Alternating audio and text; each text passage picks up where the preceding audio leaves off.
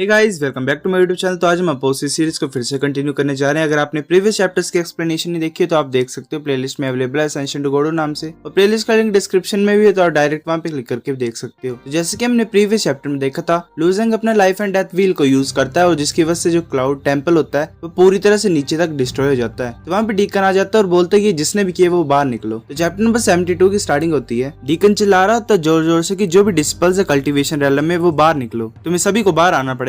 ये किसने किए? जिसने भी किए वो बाहर मेरे सामने आके खड़े हो जाओ। लू ज़ेंग आ जाता है उसके सामने और बोलते कि सॉरी डीकन ज़ायो, मैं इतना ज्यादा केयरफुल नहीं था अपने कल्टीवेशन करते वक्त, तो मैं इसे प्रिवेंट नहीं कर पाया। डीकन सुन रहा होता उसे, वो सोचता है कि अच्छा ये इंसान है जिसने वो किया है, मैं इसको कुछ बोल नहीं सकता हूँ क्योंकि इसके पास एक पर्पल टोकन है। तो वो डीकन बोलता है कि ठीक है लू ज़ेंग, जो प्रोटेक्शन है इस रूम में वो इतनी भी ज्यादा स्ट्रॉन्ग नहीं है, तुम्हारे पास पर्पल क्लाउड टोकन है तो तुम इससे भी ज्यादा सेफ रूम में कल्टीवेट कर सकते जो कि थोड़े ऊपर है। उन रूम्स को बनाने के लिए स्ट्रॉन्गेस्ट मटेरियल को यूज किया जाता है जिनका नाम होता है ड्रैगन हेड कास्ट क्रिस्टल, और ये बेस्ट अटैक्स को भी झेल सकते हैं मार्शल आर्टिस्ट के जो कि गॉडलैंड स्टेट में है उनके भी। लू ज़ेंग बोलता है मुझे माफ कर दो डीकन ज़ायो, मैं समझ गया हूँ। जो डिस्पल्स होते वो बोल रहे थे कि डीकन ज़ायो का जो बिहेवियर वो ऐसे कैसे चेंज हो गया, अभी तो बड़ा गुस्सा निकाल रहा था और अभी कैसे शांत हो गया। तो तभी एक और एक्सप्लोजन होती है क्लाउड टेम्पल में, तो वहां से हुआ टैनविंग बाहर आ रहा होता है। भाई इन दोनों ने तो तबाही मचा दी है।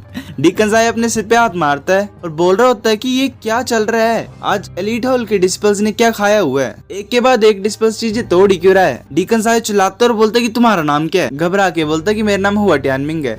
हुआ टैनविंग थोड़ा डर के बोलता है कि मुझे माफ कर दो, मैंने गलती से तोड़ दिया कल्टीवेशन रूम। तो डीकन ज़ायो बोलता है कि तुम्हें पे करना पड़ेगा जो भी तुमने डैमेज कॉज किया है कल्टीवेशन रूम में। तुम्हें पता है कि तुम नए हो क्लाउड टेम्पल में और तुम्हारे पास कोई भी मनी नहीं है, क्रेडिट्स नहीं है। वेल क्रेडिट्स को ये पॉइंट्स बोल सकते हैं जो कि मिशन को करके पा सकते हैं, और मैं ये रिकॉर्ड कर लूंगा तुमने जो भी किया है और इसको बाद में तुम्हें पे करना पड़ेगा। लू ज़ेंग बोलता है कि डीकन ज़ायो ये हो सकता है कि मैंने की डेविएशन कॉज कर दी है ब्रदर टैनविंग की, क्योंकि जब मैंने अटैक किया था ये थोड़ा सा डिस्टर्ब हो गया होगा, तो इसको तुम मेरे ऊपर डाल सकते हो। तो डीकन ज़ायो बोलता है क्या? फिर वो सोचता है कि लू ज़ेंग दोबारा ये पक्का इसी का साथी होगा और मेरे को लग रहा है कि अब मैं उसको भी कुछ नहीं बोल सकता हूँ। वो खांसता और बोलता है कि ध्यान से सुनो, मैं इस टाइम तो भूल रहा हूँ इस चीज को, पर तुम्हें अपने माइंड में से अच्छी तरह से डाल लेना है कि आगे से कल्टीवेशन रूम को नहीं तोड़ना है। तो फिर डीकन ज़ायो वहां से चल जाता है और हुआ टैनविंग लू ज़ेंग की तरफ देख रहा होता है, लू ज़ेंग भी उसकी तरफ देख रहा होता है। हुआ टैनविंग बोल रहा होता है कि तुम बड़े ज्यादा अलग लग रहे हो मुझे, मैंने ये एक्सपेक्ट नहीं किया था कि तुम्हारे वर्ड से इतना ज्यादा इन्फ्लुएंस होगा यहाँ पे क्लाउड टेम्पल पे। लू ज़ेंग हंसते हुए बोलता है कि वो केस नहीं है। लू ज़ेंग पूछता है कि वो जो तुमने एक्सप्लोजन कॉज की है उसके बारे में मैं पूछना चाहता हूँ, क्या तुमने ब्रेक थ्रू किया अभी? तो वो टैनविंग बोलता है हाँ, साइन तो ब्रेक थ्रू का पहले ही था रोड ऑफ ट्रायल्स में ही, पर मैंने कभी नहीं सोचा था कि मैं सेलेस्टियल एलम में पहुंच जाऊंगा। लू ज़ेंग बोलता है ये तो बड़ी अच्छी बात है, कांग्रेचुलेशंस। वो टैनविंग बोलता है शुक्रिया। वो टैनविंग लू ज़ेंग को पूछता है कि तुमने फाइंड कर लिया क्या, कैसे साउल एसेंस को पॉइजन से अलग करेंगे हम उस नाइटमेयर डेविल के जो हमें मिला हुआ था। लू ज़ेंग बोलता है क्यों, तुम्हें चाहिए था क्या वो अभी? तो वो टैनविंग बोलता है हाँ, क्योंकि मेरे को सोल को कल्टीवेट करना पड़ता है हेवन स्वॉर्ड को यूज करने के लिए, वरना उस टाइप के प्रेशर को झेलना मेरे लिए बड़ा ज्यादा इम्पॉसिबल हो जाता है और मुश्किल हो जाता है। लू ज़ेंग बोलता है ठीक है, मैं जल्दी फाइंड करूंगा उस मेथड को, पर इससे पहले मैं तुम्हें कुछ दिखाना चाहता हूँ। फिर वो एक बॉक्स को ले आता है अपने हाथों में। हुआ टैनविंग बोल रहा होता है कि क्या चीज है अब ये? वो हुआ टैनविंग को उस बॉक्स को दे देता है और बोलता है कि तुम खुद ओपन कर लो। जैसे ही हुआ टैनविंग उस बॉक्स को ओपन करता है तो एक ब्लैक कलर की लाइट उसके फोरहेड में चल जाती है। लू ज़ेंग और हुआ टैनविंग थोड़ी देर के लिए चुप हो जाते हैं। फिर हुआ टैनविंग बोलता है ये तो इसने तो मेरी सोल को पावरफुल बना दिया, स्ट्रॉन्ग कर दिया, ये तुमने मेरे को कुछ ज्यादा ही अच्छा गिफ्ट नहीं दे दिया है? लू ज़ेंग बोलता है नहीं, हमारा रिलेशन है वो बड़ा अच्छा है और ये तो छोटा सा गिफ्ट है, इसके हिसाब से हम ब्रदर्स हैं जो कि सेम मास्टर को शेयर करते हैं, हमें तो एक दूसरे की हेल्प करनी चाहिए हर केस में। तो लू ज़ेंग को एक आवाज सुनाई देती है, वो बोल रही होती है कि तुम क्लाउड टेम्पल में कब से आए हुए हो, पर तुम कभी भी नहीं आए मेरे पास मेरे को मिलने के लिए। मैं बड़ा ज्यादा पछता रही हूँ कि मैंने तुम्हें इतने ज्यादा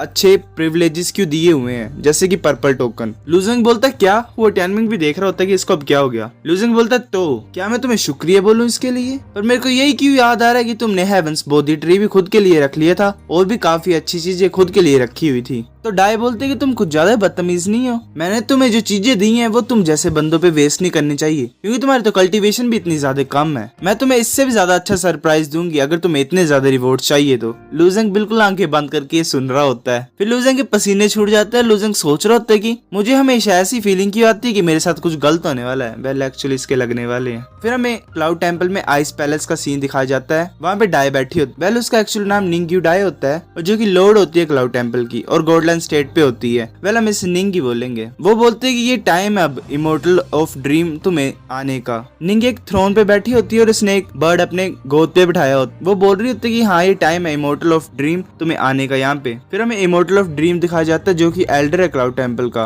और वर्चुअल डिजास्टर एलम में है। तो वो बोलते हैं कि इतना ज्यादा अच्छा टाइम है कि मेरा आने का। तो निंग बोलते कि ये तुम किस बारे में बात कर रहे हो। तो वो बोलते कि इस बंदे को तो बड़े पहले सजा देनी चाहिए थी, तुम्हें बस वही करना जो मैं बोल रही हूँ। वेल मेरे को लग गया बता ब्लूजंग के लगने वाले हैं। इमोर्टल ऑफ ड्रीम बोलता है ठीक है ये इतनी ज्यादा यंग है इसलिए मुझे लग रहा है कि ये ऐसे डिसीजन ले रही है। फिर इमोर्टल ऑफ ड्रीम्स अपनी की को यूज करता है और जो अपने की से स्ट्रिंग फॉर्म करता है और लूजंग से कनेक्ट कर लेता है और लूजंग की तरफ भेज रहा होता है। ने लूजंग बोल रहा होता है कि तुम मुझे बता सकते हो कि इन गिफ्ट्स की बात कर रही हो तुम। तो फिर वो जो स्ट्रिंग्स इमोर्टल ऑफ ड्रीम ने भेजी होती है वो लूजंग से कनेक्ट हो जाती है उसकी बॉडी में। लूजंग अजीब हरकतें कर रहा होता है तो हुआ टैनविन पूछता है कि लूजंग क्या हुआ तुम्हें। लूजंग सोच रहा होता है कि मैं अपने शरीर को नहीं हिला पा रहा हूँ, ये हो क्या रहा है। फिर लूजंग वहां से भाग जाता है। वो टैनविन बोलता है कि तुम कहाँ जा रहे हो लूजंग। लूजंग भाग रहा होता है और सोच रहा होता है कि मैं अपनी बॉडी को क्यों नहीं कंट्रोल कर पा रहा हूँ, मेरे साथ हो क्या रहा है। लूजंग भागते जा रहा होता है और सोच रहा होता है कि मेरी बॉडी नहीं सुन रही है मेरी, ये पक्का डाई का काम है, इसके इंटेंशंस क्या है। लूजंग भागते भागते एक जगह पे आ जाता है जहाँ पे हमें डिस्पल्स दिखाई देते हैं, वो आपस में फाइट कर रहे होते हैं। तो हमें ज़ोबुफान दिखाई जाता है, वो बोल रहा होता है कि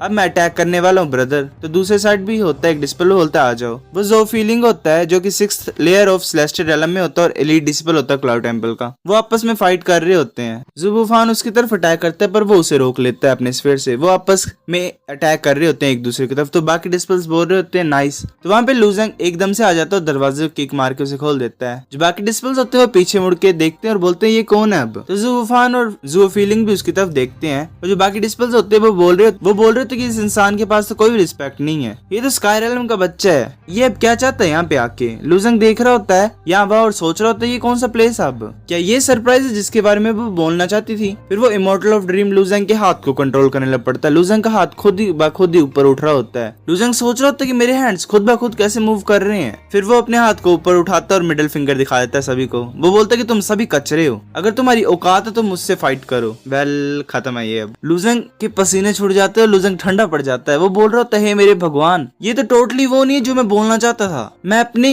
कब्र को क्यों खोद रहा हूँ यहाँ पे। डाई तुम्हें कहीं नहीं जाना, मैं तुम्हें फाइंड करूंगा तो मैं तुम्हें पक्का ही बताऊंगा कि तुमने अभी क्या किया है और मैं बदला लूंगा इस चीज का। फिर लूजंग की बॉडी एकदम से ठीक हो जाती है और बोलता है वो सोचता है वो कि क्या मैं अपनी बॉडी को कंट्रोल कर सकता हूँ। फिर लूजंग चुपचाप ही वहां से चलने लग पड़ता है और बोलता है हंसते हुए कि सॉरी मुझे माफ कर दो, मैंने गलती से गलत डोर खोल दिया है। तो जो फीलिंग बोल रहा होता है कि तुमने क्या सोचा, तुम ऐसे आ जाओगे यहाँ पे और कुछ भी बकवास करके चल पड़ोगे, ऐसा नहीं होने दूंगा मैं। फिर वो दरवाजों को बंद कर देता है। लूजंग पीछे मुड़ के देख रहा होता है तो जो फीलिंग बोल रहा होता है कि मैं बिलीव नहीं कर सकता कि ऐसा बदतमीज बच्चा भी है हमारे क्लाउड टेम्पल में, वो भी एक एलीट डिसिपल है। लूजंग बोलता है कि मुझे माफ कर दो, मैं वो नहीं बोलना चाहता था, ये मैं नहीं था जिसने वो बोला है, मुझे एक्सप्लेन करने दो। तो ज़ोबुफान बोलता है कि भाई ये जो बंदा है ये फर्स्ट प्लेस पे आया था इस बार रोड ऑफ ट्रायल में और इसका नाम लूजंग है। तो जो फीलिंग बोलता है कि तुम्हें एक्सप्लेन करने की कोई जरूरत नहीं है, ये अब सब कुछ क्लियर है, ये अब सेंस बनाता है, तुम वो डिस्पल जिसने मेरे फादर को गुस्सा दिलाया था। ज़ोबुफान बोलता है ब्रदर मुझे करना दो ये, मैं क्यों तुम्हें ट्रबल दूंगा